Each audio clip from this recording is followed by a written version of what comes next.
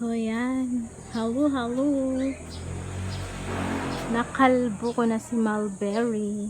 Pero hindi ko pa rin tinanggal yung iba kasi may mga bunga siya dun. Banda sa taas. Ayan. May mga bunga-bunga pa siya. Yun. So, tinira ko yung may bunga na sanga. Pahinugin lang. Yan. Ganito din po ba kayo sa inyong mga mulberry?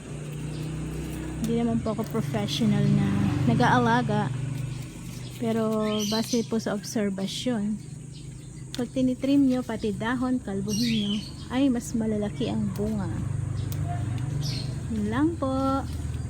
Thank you all for watching my videos.